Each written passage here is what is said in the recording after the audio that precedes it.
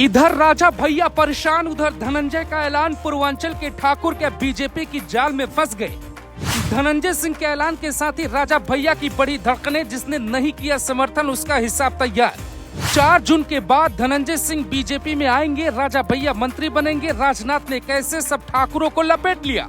दिल्ली में कुल 7 प्रकार की मीटिंग होती है, यानी 7 बार। एक मीटिंग में सब कुछ तय होता है, जिसमें एक मीटिंग धनंजय सिंह के साथ होती है, दूसरी उनकी पत्नी की अमित शाह के साथ होती है, तीसरी राजा भैया के साथ होती है, चौथी राजनाथ के साथ धनंजय सिंह की पत्नी की होती है, 5वीं राजा भैया की फोन पे राजनाथ सिंह से बात होती है और 6वीं मीटिंग में राजा भैया की अमित शाह नरेंद्र मोदी से बात करवाते हैं और 7वीं अमित शाह की बेंगलुरु में राजा भैया के साथ मुलाकात होती है।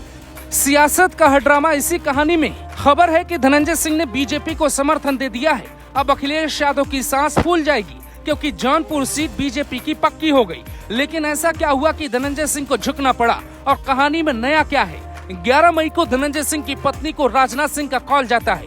राजनाथ सिंह दिल्ली में एक मीटिंग तय करते हैं। मीटिंग में राजनाथ सिंह नहीं थे, बल्कि शाह ने मुलाकात की। तो ऐसी क्या बात हुई कि पत्नी ने टिकट भी लौटाया और बीजेपी को समर्थन भी दिया। धनंजय सिंह के लिए सारे रास्ते बंद हो चुके थे। कहते हैं लॉरेंस केस में जब से नाम जुड़ा है, तब से बीजेपी को धनंजय सिंह के खिलाफ एक बड़ा हथियार मिल गया।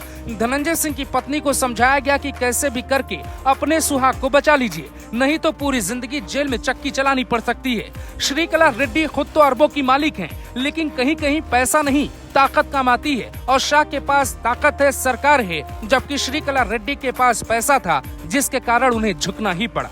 पर सिर्फ धनंजय सिंह ही झुके या राजा भैया को भी झुकना पड़ा। राजा भैया के बारे में कहा जा रहा है कि प्रतापगढ़ में अभी एक ऐसी चर्चा है कि उन्होंने खुद से मगरमच्छ के मुंह में हाथ डाल दिया है, जहां से न वो हाथ निकाल पाएंगे न ही बचा पाएंगे। अब बीजेपी के साथ जाना ही होगा और उन्हें भी समर्थन का ऐलान करना ही होगा। पूर्वांचल की सियासत में एक नया एंगल है। ठाकुर पहले बीजेपी के साथ नहीं थे, लेकिन गेम ऐसा चेंज होता है कि बीजेपी ने बड़े बड़े ठाकुरों को मना लिया और इसके पीछे है राजनाथ सिंह, जिन्होंने बहुत ही आसानी से खेल बदल दिया। लेकिन क्यों राजनाथ सिंह ही क्यों मनाने में लगे, इसके पीछे की कहानी भी है। कहानी यह है कि धनंजय सिंह का एक एहसान राजनाथ सिंह पर है।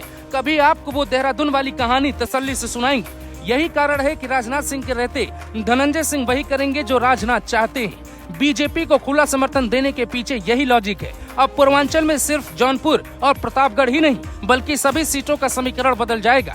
अब आते हैं उस 7 मीटिंग के बारे में, जहां सब कुछ फिक्स हो गया था।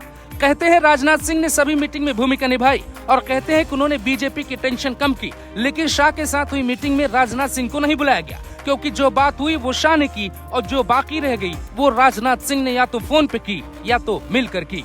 Bureau report, global Bharat TV.